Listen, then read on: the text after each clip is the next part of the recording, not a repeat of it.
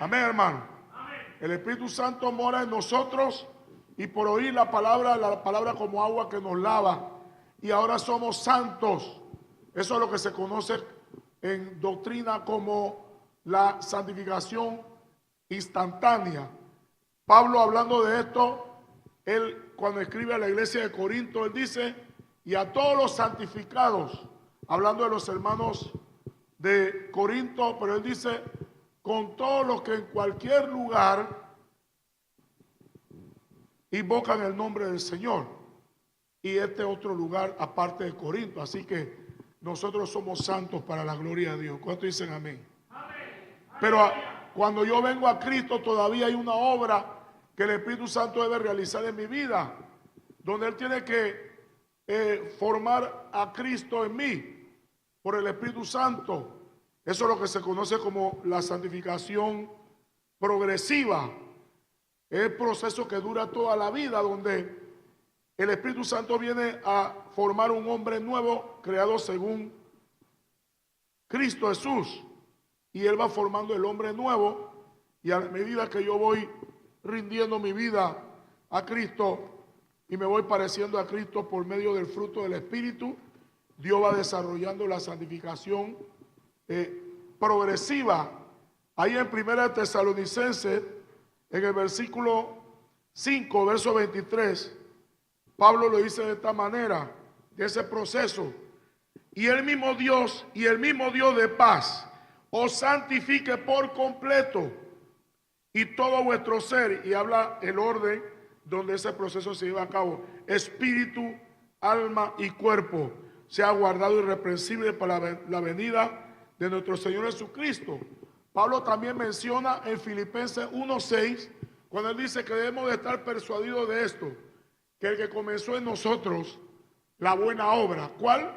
Ese proceso de santificación, Él la perfeccionará hasta el día de Jesucristo. Entonces, ese es el aspecto de la santificación progresiva. No hay hermano que sea perfecto. No hay ningún hermano que pueda decir que no haya fallado, pero hacia allá vamos, amén. Porque el Señor dice: sed santos como yo soy santo. Pero hay otro pasaje que dice: sed perfecto como vuestro Padre celestial es perfecto. Eso tiene que ver con la obra de santificación. Pero la Biblia dice que en Hebreos 12 que debemos de seguir la paz con todos y la santidad, sin la cual nadie verá al Señor. La santidad en sí está relacionada directa con la santificación. Lo que pasa es que la santidad es la expresión exterior, externa del proceso de santificación, que es interna. Otra palabra, la santidad es un estilo de vida. Entonces nadie puede ver la obra del Espíritu Santo realizando en ti, hermano, interna. Pero ¿cómo se dan de cuenta? Por medio de tus acciones, por medio de tus palabras. De la abundancia del corazón habla la boca. Por medio de tus actitudes ante diferentes circunstancias de la vida. ¿Cuál es tu reacción ante situaciones que se dan en la vida?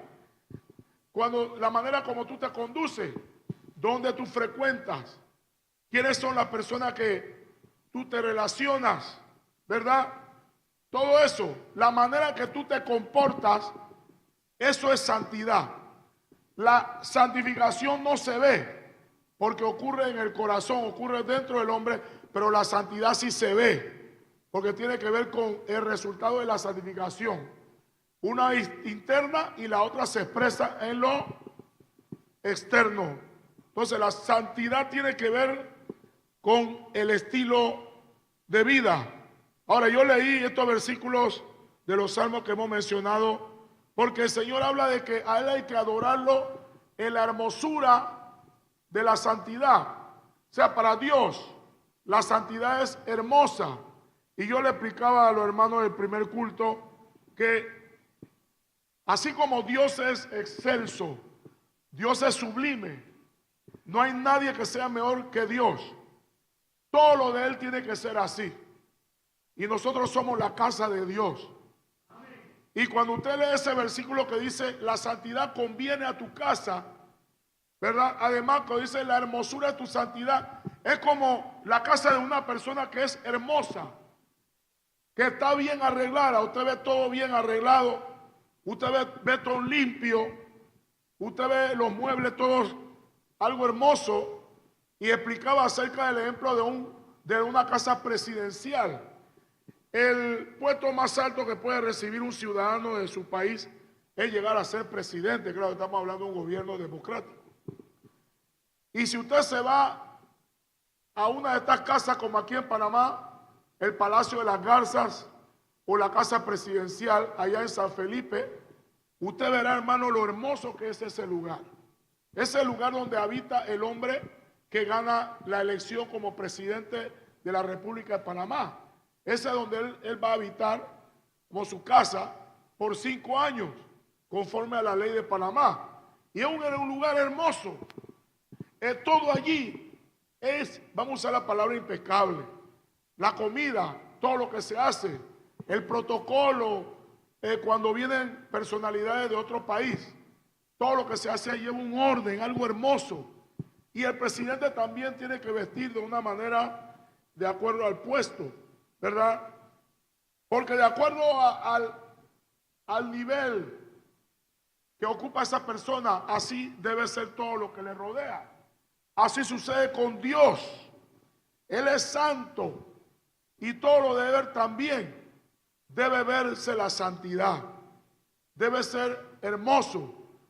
Es como un adorno. La palabra que se habla allí de que la santidad conviene a tu casa es doxo, donde viene la palabra ortodoxia, que habla de orden, algo muy bien ordenado. Esa es la idea.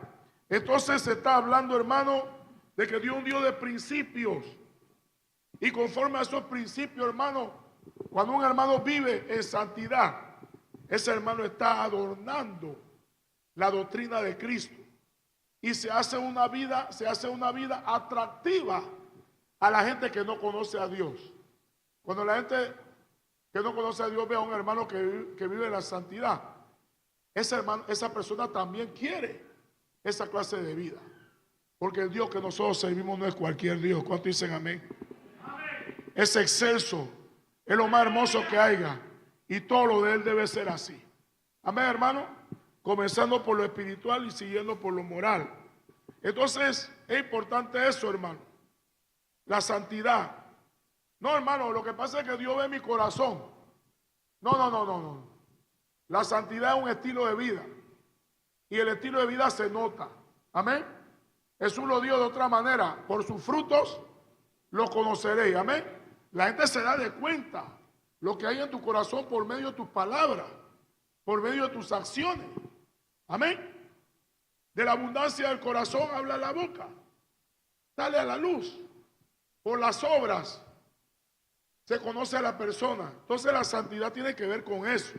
Cuando usted habla de las acciones buenas, justas, conforme a la palabra de un hijo de Dios, eso es santidad. Amén. Y por eso que usted ve que el libro de Hebreos dice, seguid la paz con todo y la santidad, sin la cual nadie verá al Señor. Ahora, ahí en Hebreos, vamos a analizar un poquito más ese pasaje, ¿verdad? Cosa que no hicimos nos quedamos ahí en santidad, a pastor, y no avanzamos. Ay, Señor, pero bueno, Dios sabe lo que hace. Gloria a Dios. Así que usted va a recibir lo que no recibieron los hermanos del primer culto. Así que los hermanos que vienen a este culto, vaya y háblele al hermano del primer culto. Amén. Le va a decir todo lo que oyó. Bien. Hebreos 12, verso 14. Aquí le está hablando a gente, a cristianos que estaban siendo tentados a dejar la santidad, a abandonar la vida de fe por las persecuciones que había. Eran judíos de segunda generación que se convirtieron en el Señor. O sea, ellos no fueron los primeros cristianos del día de Pentecostés. Ellos fueron los que vinieron después, pero judíos. Los primeros cristianos eran judíos. la primera iglesia era eminentemente judía. Amén, hermano. Habían gentiles, pero eran más los judíos. Entonces, esto es una generación, esta es la segunda generación de cristianos. Y ellos, por las persecuciones, por seguir a Cristo, ellos estaban siendo tentados de dejar el evangelio de Jesús y volver a su religión antigua o el judaísmo. Entonces el que escribe Hebreos, él escribe argumentando, ¿verdad? Acerca de que sería una locura, sería apostasía dejar el camino verdadero a la salvación a volver al judaísmo. Y ahí él menciona, él presenta varias razones por qué no hay que hacerlo.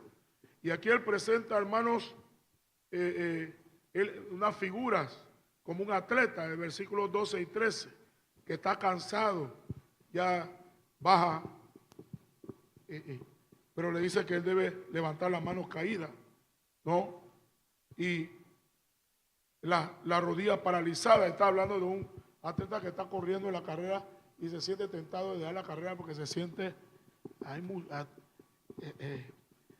muy agotado, fatigado. Más adelante usted ve que dice que hay que dejar todo peso, ¿no? Todo estorbo y todo peso, y correr con paciencia la carrera que tenemos por delante, puesto los ojos en Jesús como autor y consumador de la fe. O sea, la meta es el cielo y Jesús es el ejemplo que hay que seguir, porque Él es el autor y consumador de la fe. Él comenzó la carrera y la terminó para ser ejemplo a nosotros, que como Él lo logró, nosotros también lo podemos lograr. Amén, hermano. Y Él habla de una gran nube de testigos, ahí en el 1, el 12:1. ¿Quiénes son todos esos que, bueno, no todos que se mencionan en el 11, porque habla de mucha gente que vivieron por la fe, ¿verdad? Pero habla de ejemplo de hombres de fe, dice, si ellos pudieron, nosotros también. Por eso dice, una gran nube de testigos. Hebreo dice, solamente que dos o tres testigos, Dios ejecuta la sentencia. En la ley era así, pero aquí no es dos o tres. Una gran nube, una muchedumbre que ya ha vivido por fe y llegó al cielo. Y si ellos pudieron, nosotros también podemos. Amén, hermano. Como alguien corriendo, y usted ve que cuando la maratón, usted ve que de repente hay mucha gente en el estadio diciendo, dale, dale, dale, dale, y para que la persona tenga ánimo. Pero el mayor ejemplo y mayor inspiración debe ser Jesús. Amén. Que aquel que puesto el gozo delante de él menospreció el oprobio. Jesús lo logró y nosotros también con su ayuda lo podemos lograr, porque todo lo podemos en Cristo que nos fortalece. Pero luego, volviendo nuevamente al 14, seguid la paz con todos y la santidad, sin la cual nadie verá al Señor. Ahora, ¿por qué el escritor pone como que una cosa es seguir la paz con todos y otra cosa es seguir la santidad? Porque él dice seguir la paz con todos y la santidad. Es como si seguir la paz con todos no fuera vivir en santidad. No, seguir la paz con todos también es santidad, pero él hace como la diferencia, pero él la relaciona por lo que sigue. O sea, mi relación con Dios afecta mi relación con mis semejantes. Como yo ande con Dios, así yo andaré con mi prójimo. Como esté yo con Dios, así también estaré yo con mi prójimo. Primera Juan lo dice, Dios es luz y no hay tinieblas en él. Y luego dice que si andamos en luz como Él está en luz, ¿qué va a pasar? Tenemos comunión los unos con los otros y la sangre de Cristo nos limpia de todo pecado. O sea, si yo tengo una buena relación con Dios, yo no voy a tener problemas con mis semejantes. Ahora Romanos 13 dice, por parte de nosotros debemos procurar la paz con todos. ¿Qué significa eso? Que aunque yo procure llevarme bien con todos, siempre hay alguien que yo no le voy a caer bien. Amén, hermano. Así. Pero yo tengo que hacer lo posible de llevarme ¿qué? Bien con todos. Si de verdad yo me llevo bien con Dios. ¿Cómo eso de que yo amo a Dios y no amo a mi prójimo? Si yo amo a mi prójimo, yo voy a amar Pero si yo amo a Dios, yo voy a amar a mi prójimo. Por ejemplo, el decálogo, los 10 mandamientos, que es como la base de todo lo que tiene que ver con la ley. Los 5 primeros mandamientos tienen que ver con mi amor a Dios. Y los 5 siguientes mandamientos tienen que ver con mi amor hacia el prójimo. Y una vez le preguntaron a Jesús cuál es el mandamiento más importante. Jesús lo dijo de otra manera. Amarás a Dios con toda tu fuerza, ¿no? Toda tu mente, todo tu corazón. Y luego dice, y el segundo semejante, y a tu prójimo como a ti mismo. En eso se resume que dijo Jesús, toda la ley. Entonces, si yo amo a Dios, que yo voy a amar a mi prójimo. Pero ¿cómo eso es que yo digo que amo a Dios y yo siempre ando en contienda, en pleito, que lo otro, que en murmuración? Entonces algo no está bien con Dios en mi vida. Amén, hermano. Porque la relación con mi prójimo es un reflejo de mi relación con Dios. Entonces, Hebreo, y vamos a explicarlo ahora porque hay versículos que confirman lo que yo estoy diciendo. Por eso es que Hebreo dice, seguid la paz con todos y la santidad, sin la cual nadie verá al Señor. Y lo que sigue habla de un hombre llamado Esaú, que cometió esos errores, que no vivió conforme a la santidad ni la paz con ciertas personas que eran muy importantes. Ahí lo dice, versículo, pero es como si el escritor estuviera hablando al revés. No es al revés, que él pone primero el resultado y después pone la causa. Y vamos a verlo ahora. Versículo 15. Mirad bien, no sea que alguno deje de alcanzar la gracia de Dios, que brotando alguna raíz de amargura os estorbe y por ella muchos sean contaminados. Está diciendo, tenemos que cuidarnos de la raíz de amargura. Porque si usted permite que la raíz de amargura brote en su corazón, eso no solamente le afectará a usted en cuanto a su salvación, porque dice, debe alcanzar la gracia de Dios, sino que eso hace que mucha gente sean envenenados, contaminados por esa raíz de amargura. Yo he visto gente con raíz de amargura, eso es algo feo. Eso es algo feo, hermano. Como cuando tratan con la gente, la grosería que hay, la manera, la reacción, comienzan a juzgar mal a la gente.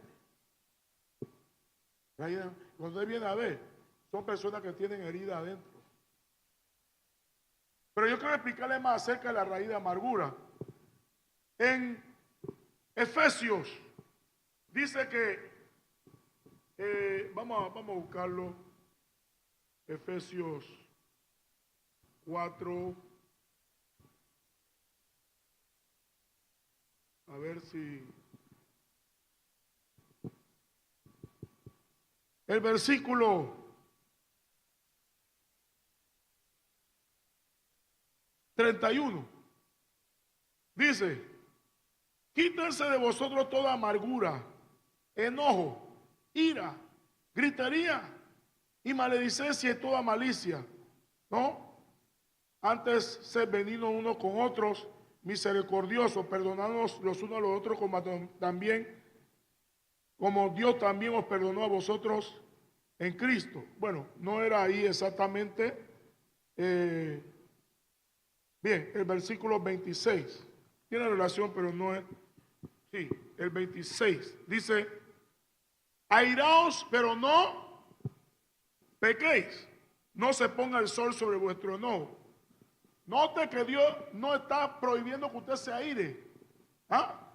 Ahí lo dice, airaos, pero no pequéis. Está diciendo, no dejes que ese enojo que tú tienes te haga decir algo o hacer algo que peque contra tu prójimo, contra Dios. Cuidado lo que dices. Entonces, el enojo en sí no es malo. El enojo no es malo.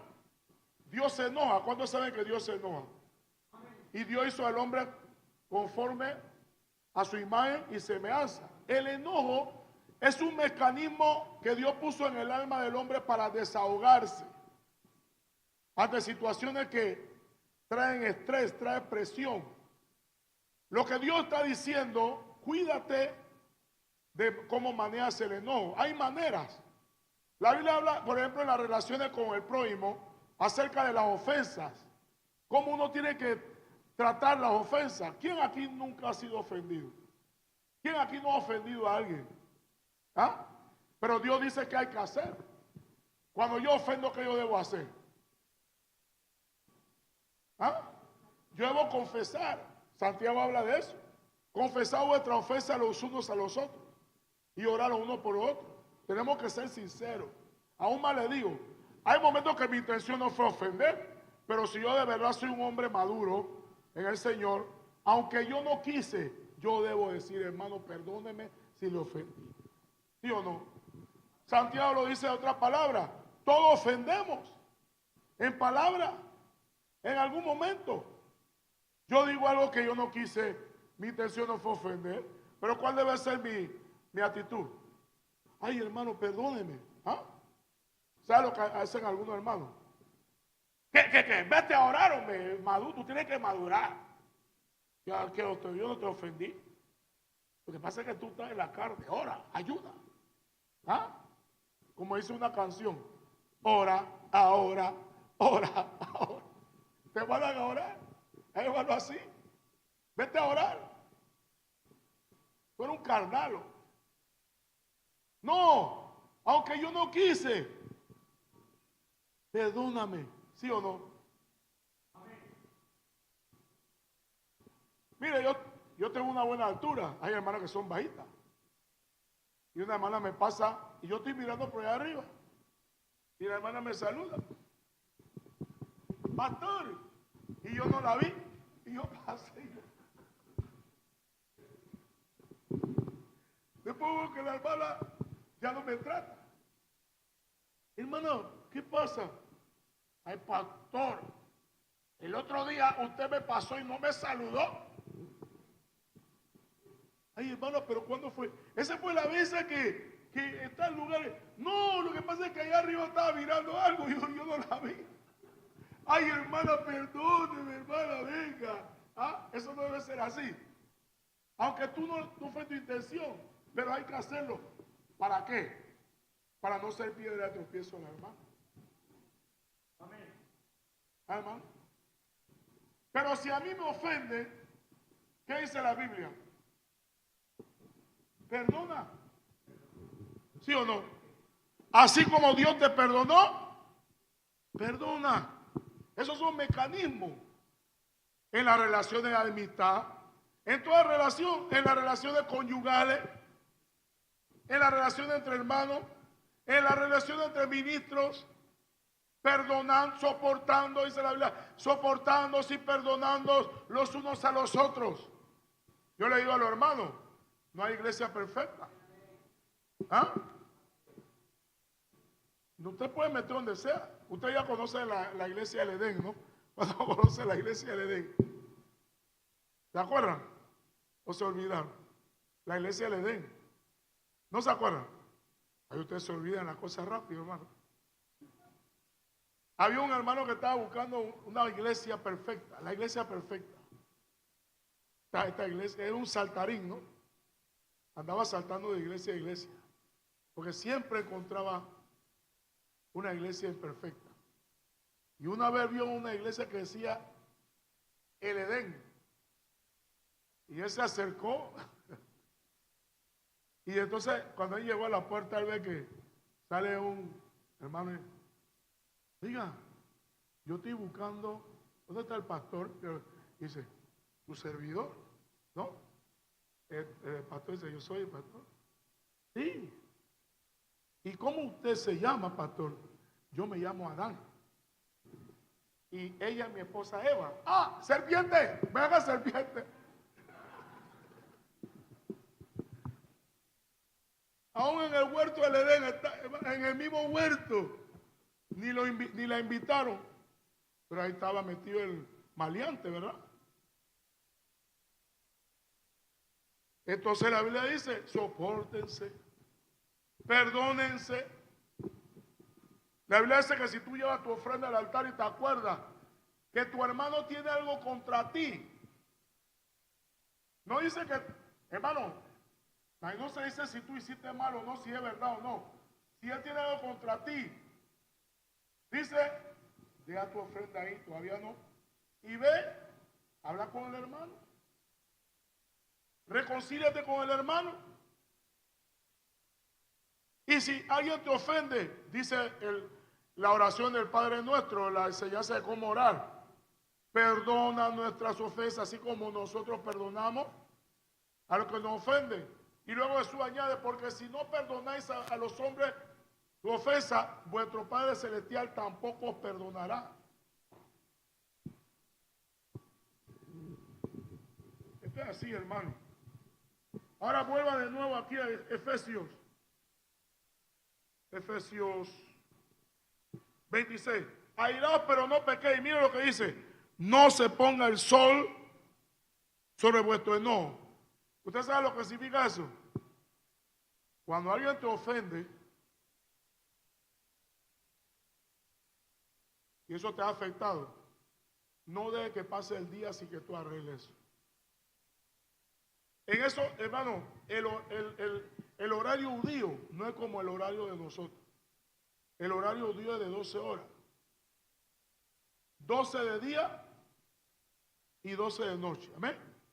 6 de la mañana hasta las 6 de la tarde de día, te lee en Génesis. Y 6 de la noche, 6 de la tarde ahí mismo, hasta las 6 de la mañana, es noche. Un día, una noche. No se ponga el sol, es cuando ya el sol se está, ¿qué? Cuando se está acabando el día. El Señor dice, no deje que pase el día y que tú hayas arreglado eso. Ahora, la pregunta es por qué el Señor dice eso. Porque cuando tú estás ofendido y tú no arreglas eso, muchas veces eso se queda ahí. Hay ofensas que son más fuertes que otras, de acuerdo a la persona. Hay ofensas, hay golpes, que tú sientes el golpe y ya, pero hay golpes que todavía está ahí. Hay heridas que no se sanan así por así. Y así como el cuerpo se hiere, así también el alma se hiere. Mire que la ciencia, por ejemplo, la medicina, cuando se habla de herida, ¿cómo se le llama la herida en el cuerpo? ¿Cómo se le llama? ¿Cómo se le llama? Los médicos. ¿Cuál es la palabra que usan cuando hablan de una herida? ¿Ah? ¿Cómo? No. ¿Nadie? Un trauma. Trauma de herida curto punzante, punzo cortante. Alguien lo apuñaló. Una herida, un golpe, no sé cómo lo dicen los médicos. Esas son heridas del cuerpo, pero en la psicología se usa la misma palabra. ¿Qué es la psicología? Es la ciencia que estudia el alma, lo que tiene que ver con la mente, las emociones, el intelecto. Trauma, heridas emocionales. ¿Y cuál es la peor? ¿El trauma del cuerpo o del alma? ¿Ah? Del alma. ¿Por qué? Por varias razones. El trauma del cuerpo se ve. El trauma del alma no se ve. El trauma del cuerpo tú puedes más o menos entender qué es lo que tú tienes. Pero hay mucha gente traumada emocionalmente que ni saben por qué están así. Los síntomas ellos no saben qué les pasa. Ahí donde usted ve que van al médico, van al psicólogo. Yo le hablé en el Congreso de Líderes acerca de la conciencia. Eso tiene que ver con eso también. En los complejos, la gente acomplejada. ¿Por qué hay complejos acomplejados? Por los traumas del alma. algo le pasó cuando era niño que lo golpeó en el alma. Por fuera está bien, por dentro está golpeado. Y ahí le quedó el problema. Y ya es grande y todavía tiene fobia. Tiene temores. Para otros no es nada, pero para él sí. Tiene herida. Entonces esas heridas se quedan ahí. Y si son ofensas, eso está ahí. Él me ofendió, él me hizo esto. ¿Qué pasa con una herida cuando no se sana? Vamos a hablar del cuerpo. ¿Qué puede pasar con esa herida? Se infecta. Así hay herida del alma, de por ofensa, que se infecta. ¿Usted sabe quién es el que se encarga de infectarlo? ¿Quién es? Piense por un momento. ¿Quién es? ¿Ah? Satanás. Mira lo que dice, mira, al final del 26, Efesios 4, 26, ¿qué dice? No se ponga el sol sobre vuestro enojo, ni deis lugar al diablo. El diablo se mete. Dice yo oí a un ministro que dijo que una persona por cuestión de rencor puede quedar endemoniada. Y es cierto.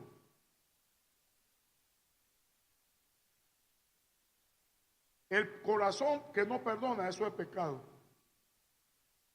Y los pecados le dan puerta al enemigo.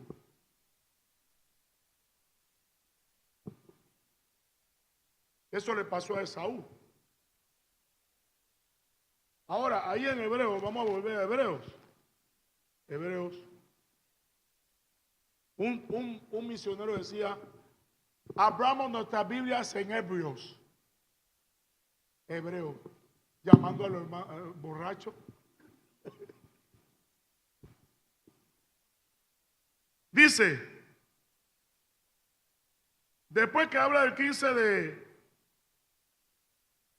de la raíz de amargura, mire lo que dice, no sea que haya algún fornicario o profano como Esaú que por una sola comida vendió su primogenitura. O sea, parece como que él está hablando de otra cosa. Él no está hablando de otra cosa. Él está hablando de Esaú. Esaú menospreció su primogenitura por un plato de comida. Rápidamente voy a decirle esto. Para Dios la primogenitura era algo muy importante en cuanto al plan de la venida del Salvador. Y para otras causas también, como el orden en la familia, el principio de autoridad en el orden de la familia, donde el hombre, el marido, era la cabeza, la mujer, ella seguía en autoridad, los hijos venían después, pero de todos los hijos el primer hijo era el que tenía autoridad sobre los otros hijos, o el hermano mayor. Y para Dios eso era algo muy sagrado, muy importante. Hasta el punto que a la hora de la herencia, el primogénito recibía el doble en herencia que sus hermanos. Y era más sagrado en el sentido de la genealogía del Mesías. Y Esaú estaba en la genealogía del Mesías. Hubo un caso de uno, no me acuerdo, él era descendiente de Judá. Y él, por no querer tener hijos, por su hermano, una ley que decía que si moría el hermano que le seguía en orden debía de procrear hijos para la esposa de su hermano. Y él no quería.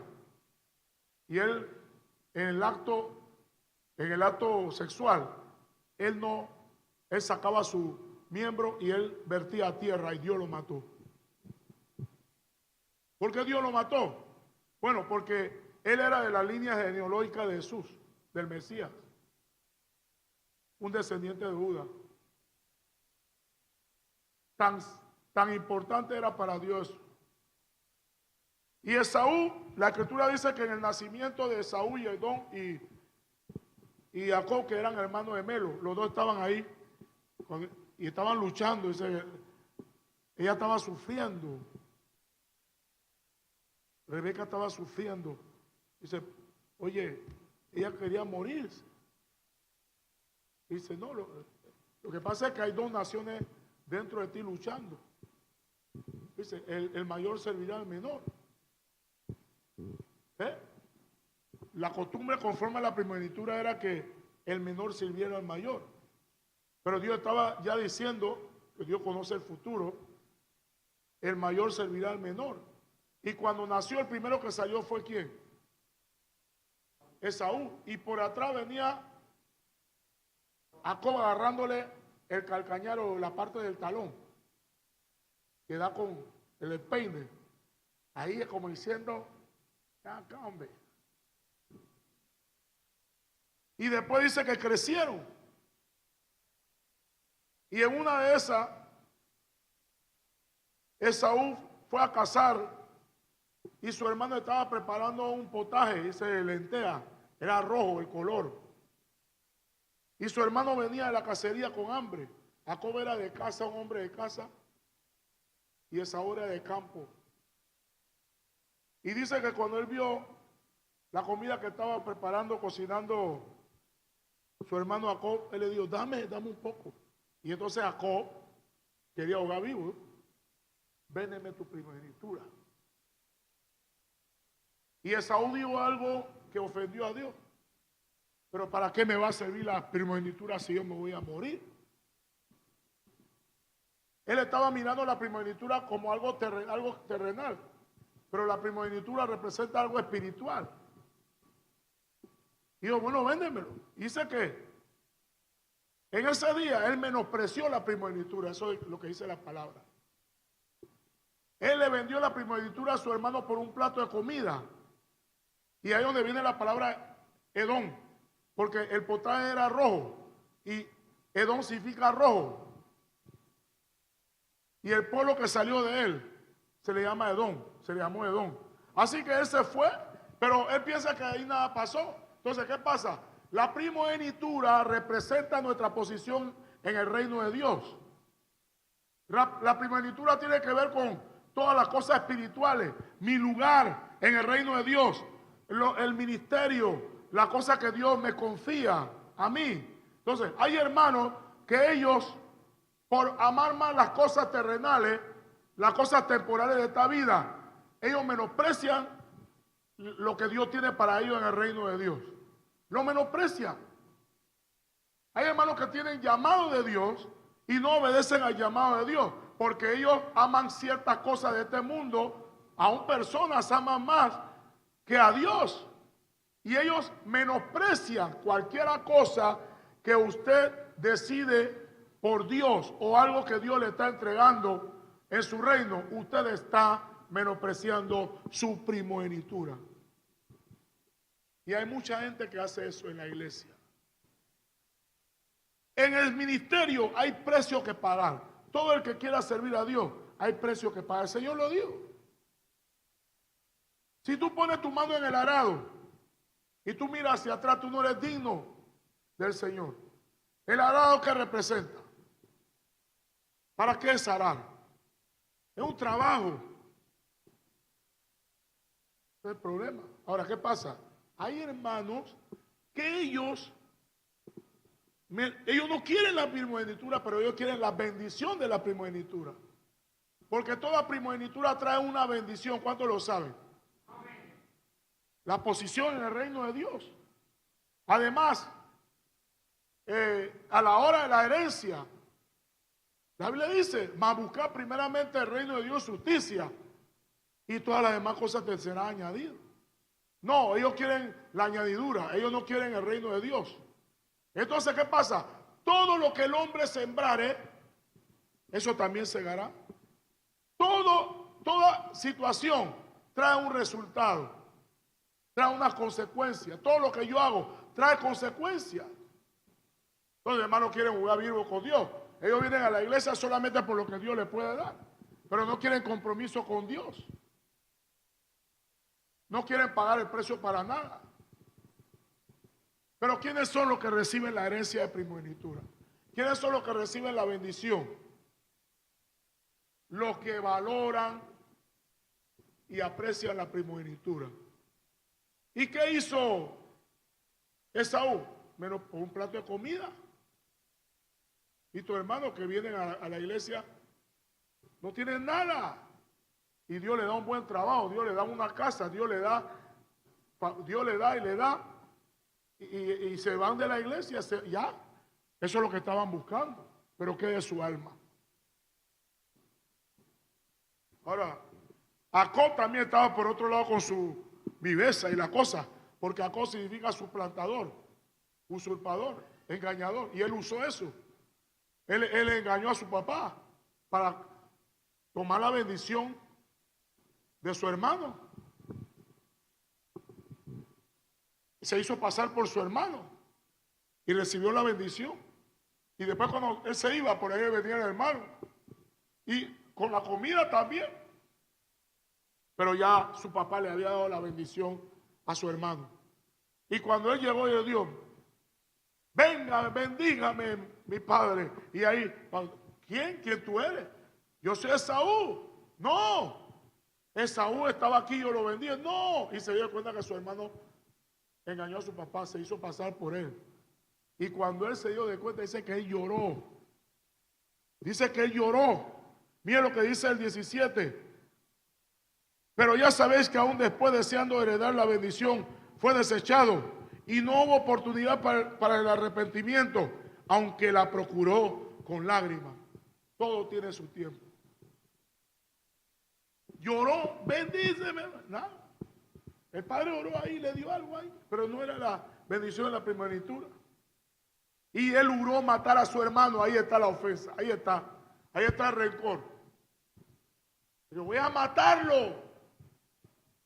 Y esos tiempos cuando ellos juraban, hermano, era firme la palabra. Y pasaron los años, usted sabe, después se fue huyendo a la casa de Labán, su tío. Y allá, hermano, el tío le hizo también la suya, porque todo lo que tú siembras, tú cosechas. Como queráis que los hombres os traten a vosotros también. Y así, como él le hizo a su hermano, a él le hicieron allá, le engañaron también con la esposa, le metieron a la hermana. En la noche de boda se acostó con la hermana sin saber, lo emborracharon. Y después, tú la quieres a ella, a Raquel, tiene que trabajar 7 años. Yo la amo, así que voy a trabajarle 14. Y el tío se aprovechó sabiendo que él tenía la bendición, porque lo que él tocaba, la bendición estaba ahí.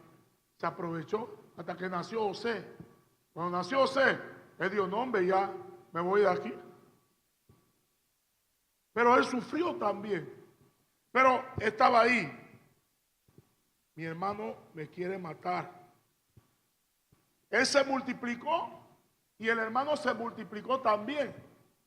Y cuando él dice, yo me regreso, yo regreso de nuevo a mi casa. En eso, él oyó que venía su hermano. Y él dijo, ay, este hombre me va a matar. Y entonces, porque él era así, él usaba mucha astucia. ¿Qué hizo? Él mandó a los hijos de una de las mujeres, porque él tuvo hijos con 4 mujeres. Las 2 hijas de su tío y las 2 concubinas, una de cada una.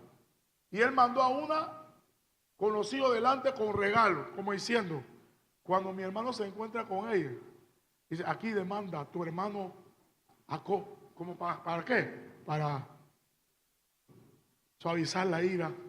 Y después dice, cuando se fue ese grupo, después el otro. Si no se suaviza con este grupo.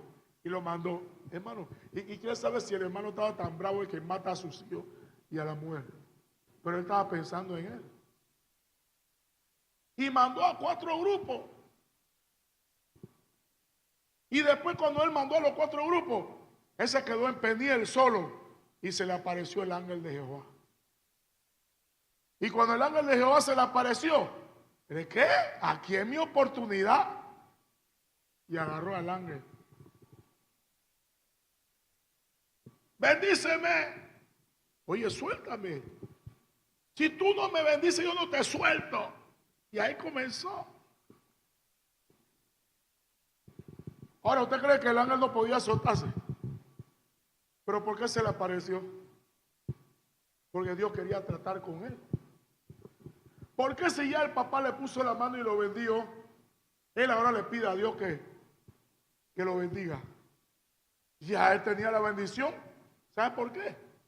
Porque la conciencia le estaba diciendo, las cosas de Dios no se reciben con astucia. Las cosas de Dios se reciben bien.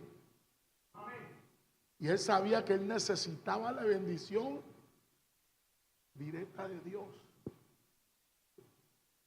Y él se quedó ahí. Y el ángel con él. Y ahí. Y ya, pues, suéltame que raya el alba. No te voy a soltar si no me bendice. Y el ángel dijo, ¿cómo te llamas? Jacob. Y ahí mismo, hermano, le cambió el nombre. Israel, que significa príncipe de Jehová. ¿Qué pasó con Jacob? Fue transformado. Jacob representa al hombre viejo, lleno de malicia, de astucia, pero Israel representa al hombre nuevo.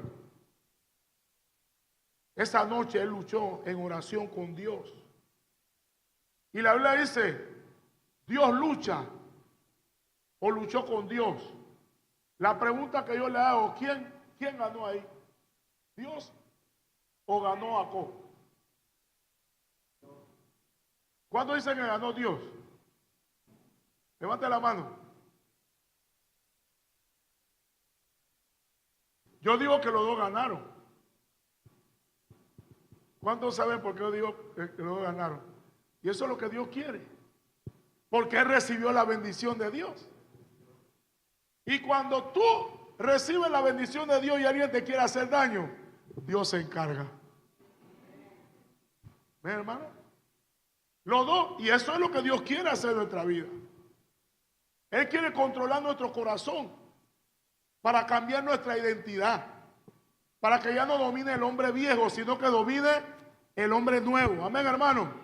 Que si yo era un grosero, ya yo no sea grosero. Si yo era irresponsable, yo sea responsable.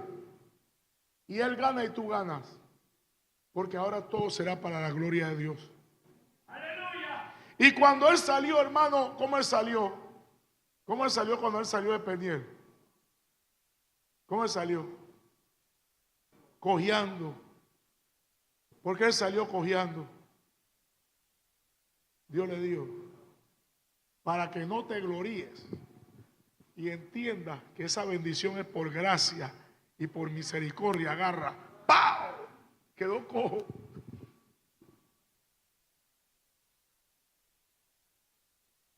Y cuando el hermano lo vio, ¿qué pasó cuando el hermano lo vio? ¿Ah? ¿Qué pasó cuando el hermano lo vio? Sí, pero ¿cómo reaccionó cuando lo vio? Corrió y lo abrazó. Se abrazaron los dos y comenzaron a llorar. ¿Quién hizo eso? Dios sanó el corazón de Saúl.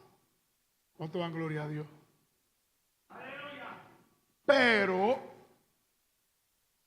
Pero el veneno ya se había regado. ¿Sabe por qué el veneno se regó? Porque de él salió un pueblo llamado Edom, que llegó a ser enemigo de Israel, que llegó a odiar a Israel. Hasta el punto, hermano, que cuando Dios disciplinaba a Israel por su desobediencia, Edom se reía, Edom se burlaba. Cuando Asiria castigó, o Dios castigó al reino del norte por medio de Asiria, Edom se burló. Y cuando Dios castigó al reino del sur por medio del reino de Babilonia, Edom se burlaba. Y Dios le dio varios profetas. Digan palabra profética contra Edom, que por ellos burlarse de su hermano, porque así lo llamaba su hermano, Jacob.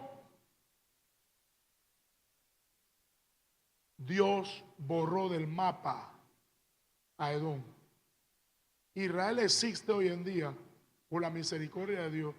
Ahí está Israel, es un milagro de Dios. Todo lo que han pasado. Pero ¿dónde está Edom? ¿Ah? Edom no existe. ¿Sabe por qué? ¿Dónde comenzó todo? La raíz de amargura de su papá.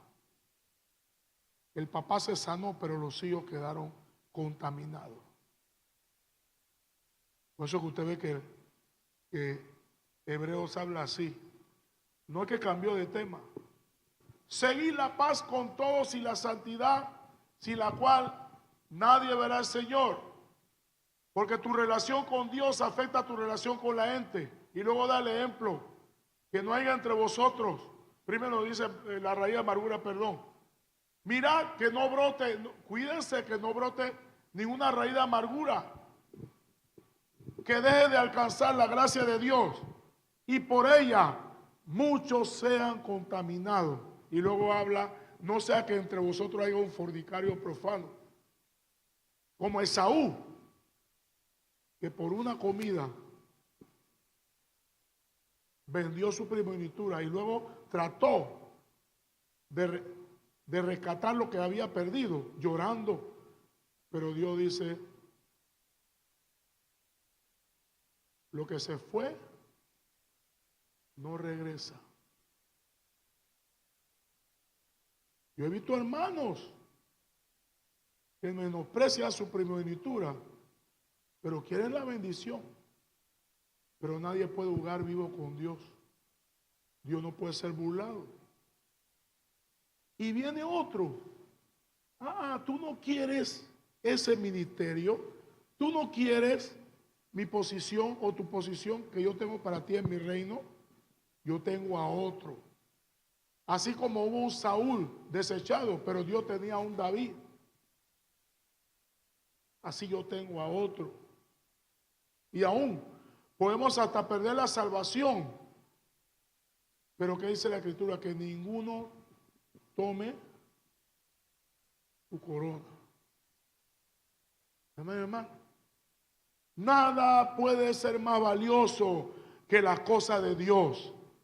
Recuerde esto, siempre lo espiritual será más valioso que lo material y lo terrenal. Porque lo material viene de lo espiritual. Lo espiritual es lo más importante. Amado, yo deseo que tú seas prosperado en todas las cosas y que tengas salud, pero ¿cómo? Así como prospera tu alma. Hay una versión del Señor dice que padre de vosotros. Habla del hijo, si le pide, ¿cómo es que le pide un huevo no le dará una piedra? O si le pide pues, le dará una serpiente. Y vosotros, si son malos, no hacen eso. Yo soy el padre vuestro Padre Celestial nos dará. Hay dos pasajes que hablan de eso. Y uno de los pasajes dice, no dará cosa buena a sus hijos. Pero otro pasaje dice, no dará el Espíritu Santo. Y yo preguntaba, ¿por qué una versión o por qué un pasaje dice cosas buenas y de lo mismo que habla Jesús dice el Espíritu Santo? ¿Sabe lo que el Señor me habló? Me dijo, lo que pasa es que del Espíritu Santo viene todo. ¡Aleluya! Viene todo. Amén. Si tú tienes a Dios, tú lo tienes todo. Amén, hermano. Tiene la solución para cualquier situación. Entonces, no eches a Dios a un lado y tú piensas que tu vida irá bien. Si Dios separado de Él, nada podemos hacer. Es una insensatez menospreciar la primogenitura, menospreciar las cosas de Dios por algo terrenal, temporal y pasajero. Amén, hermano. Póngase de pie, hermano. Pase al altar un momento. La Escritura dice, no améis al mundo ni las cosas que están en el mundo. Y luego dice, porque el que ama al mundo, el amor del Padre no está en él. Y luego menciona las cosas del mundo, los deseos de los ojos, los deseos de la carne, la vanagloria de la vida. Y luego dice, porque todas estas cosas pasan. Las cosas del mundo pasan, pero el que hace la voluntad de Dios permanecerá para siempre.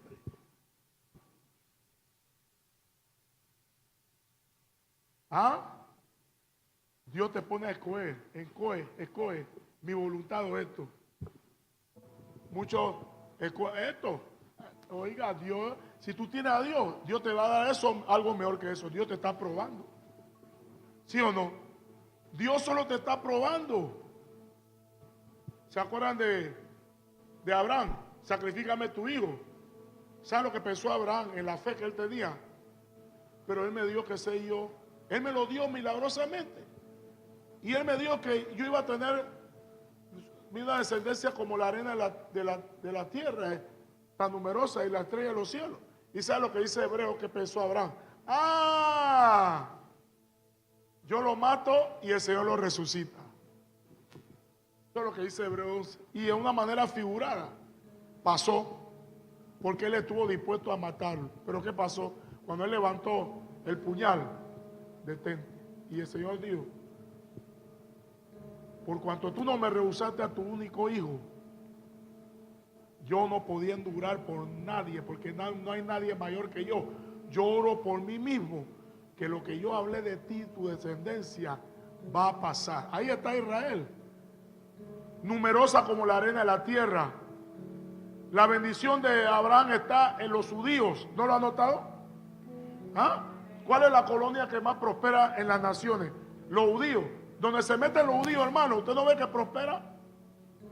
Porque un día un hombre dijo: si yo tengo que escoger entre Dios y mi hijo, Dios es primero. Pero ¿qué Dios hizo? Dios se lo devolvió multiplicado y en bendición. Amén. Eso es santidad. Eso es poner a Dios primero. Así que ahí donde estamos, hermanos, vamos a pedirle a Dios que nos ayude a cuando llegan momentos de decisión, seamos sabios en la decisión que vamos a tomar. Nada puede ser primero que Dios. Padre amado, te damos las gracias por tu palabra. Señor, cuando no existía nada, tú creaste todas las cosas. Tú siempre debes ser primero, Señor. Ayúdanos a siempre actuar en forma sabia, forma prudente, de manera sagaz. Tú eres primero, Señor. Que tú seas primero. Ayuda a cada hermano a vivir en santidad, a guardarse para Dios. En medio de un mundo que cada día la maldad aumenta más, que cada día a lo malo le llaman bueno y a lo bueno le llaman malo. Ayúdanos, Señor, a siempre entender que tus principios no son transferibles, no son negociables, no cambian. Tu palabra es eterna. Sécase la hierba y marchítese la flor, pero tu palabra permanece para siempre, Señor. Y los que vivan conforme a tu palabra permanecerán para siempre. Ayúdanos, Señor, a vivir la vida que te agrada, Señor. En el nombre de Jesús. Ahí donde está, hermano, diga: Señor, yo entrego todo mi corazón, yo entrego mi vida. Dígaselo: yo entrego todo al Señor. Dígaselo: yo entrego todo. Yo entrego todo mi ser, todo al Señor. En el nombre de Jesús, ayúdame. En alguna decisión que tú tienes que tomar y tú no estás seguro qué decisión voy a tomar, acuérdate, para Dios, ¿qué es más importante? Para Dios, ¿qué es más importante? Aleluya. Queremos agradar a los hombres en vez de agradar a Dios. Cuando Dios es primero, en el nombre de Jesús. Gracias, Señor. Dele gracias a Dios, hermano. Gracias por lo que Él ha hecho. Gracias. Ayúdame a ser una persona de sola pieza, íntegro en el trabajo.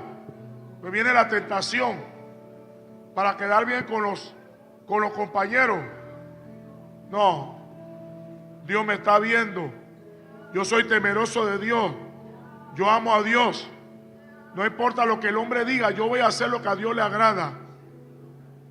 En el nombre de Jesús. Gracias. Vamos a llamar al pastor. Amén. Denle un aplauso a Cristo, hermano. Gloria a Dios. Aleluya.